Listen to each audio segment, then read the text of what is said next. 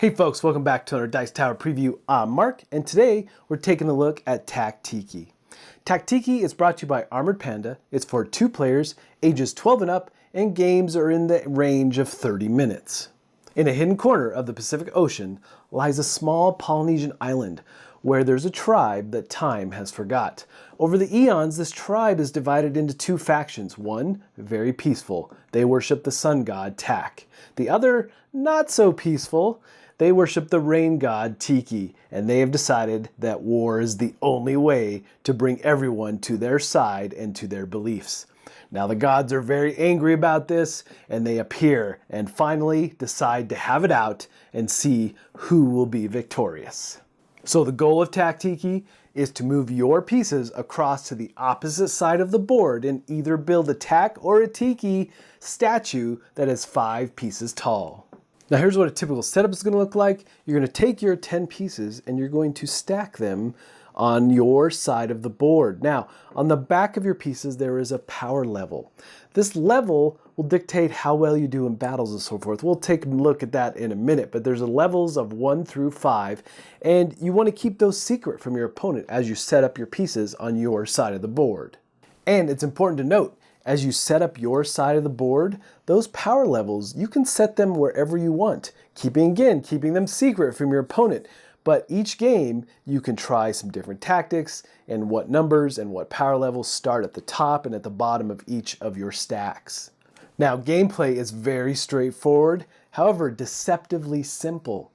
In moving your pieces, you have the ability to move 1 piece 2 spaces or 2 pieces 1 space. And movement is not diagonal. You can only move forward or left or right. Obviously, the other thing you're going to be doing on your turn is engaging in battle. And how does that work? Well, we need to look at these power levels again. You've got a range of 1 to 5. A 5 will beat a 4, a 3, and a 2. A 4 will beat a 3, 2, and a 1. A 3 will beat a 2 and a 1, and a 2 beats a 1. However, the mighty 1 will destroy a 5. So, when you do engage in battle, you move your piece on top, stack it on your enemy. Now, again, at this point, you're not going to know what their power level is. Both sides will reveal the power levels and you will calculate from there.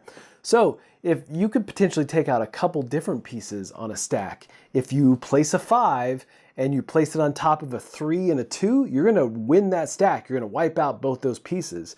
But if there's a 1 at the bottom of that stack, then the 5 comes down, beats the 3 and the 2, and then suddenly your 5 is destroyed by the 1. And so that's where the memory aspect comes into play. When those power levels are revealed, you need to try to keep track and remember what power levels you engaged at what point on the board, so as you move the rest of your pieces across, you know to either avoid or give those pieces a wide berth, or to actually go after them and take them off the board. Another option on your turn is to bring a destroyed piece back into play, as long as you have an open slot on your side of the board to do so.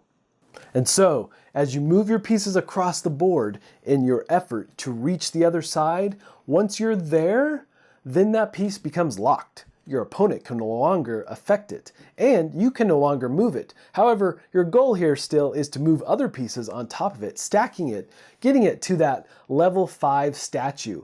However, the other way potentially you can win is to move enough of your pieces to the other side of the board that it locks out your opponent from bringing any of their pieces back into play.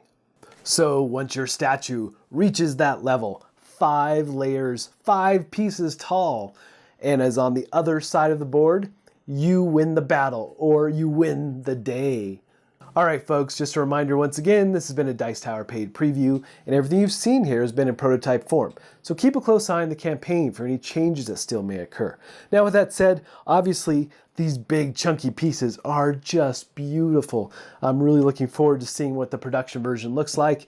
And I love abstracts, and this one is a really unique abstract. I like the different power levels. I love the memory aspect, keeping track of what is where on the board. So, but ultimately folks, if this looks like a game that would be of interest to you, I'm sure they would appreciate your support.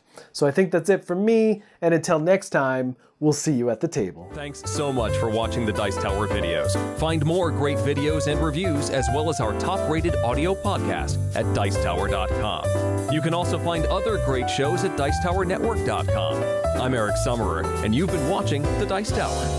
The Dice Tower is sponsored by Cool Stuff Inc., where you can find great games for great prices. Cool stuff in stock. Check them out at CoolStuffInc.com.